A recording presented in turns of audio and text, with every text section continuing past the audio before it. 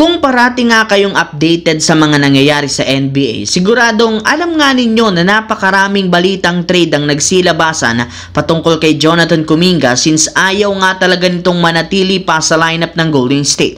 Meron na rin naman ngang mga teams ang literal nag-offer sa kanila ng package kagaya ng Phoenix Suns at Sacramento Kings. Pero sa kabila ng ginawang negosasyon, wala pa rin nga sila ditong nagawang move, gayong hindi nga sila nagkakasundo sa nasabing offer. Kaya dahil sa pangyayaring ito, nakapagdesisyon na si Mike Dunleavy Jr., ang general manager ng Warriors, na hindi na itutuloy pa ang pag-trade kay Jonathan Kuminga kahit ano man ang mangyari.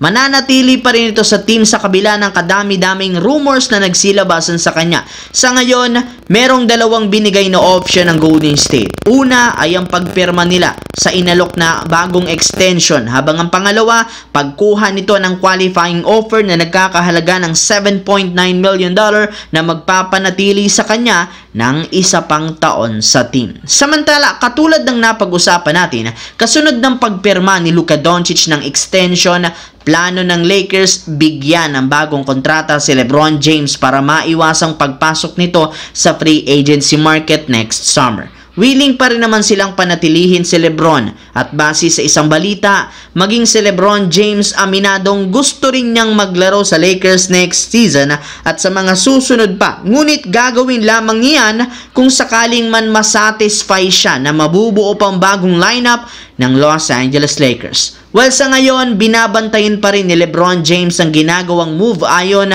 sa isang insider na si Dave McMenamin sa paggawa ng mga bago na lineup at mga bagong player. Kung ito nga daw ang tatanungin, gusto pa rin ni LeBron gumawa ng trade ang Lakers upang mas mapasolido nito ang lineup bago pa magumpisa ang kanilang kampanya. Sa kabilang banda, ilang buwan lamang mula nang makuha ng San Antonio Spurs si De'Aaron Fox, noong Pebrero sa wakas binigyan na nga nila ito ng bagong extension na nagkakahalaga ng 4-year deal, $229 million.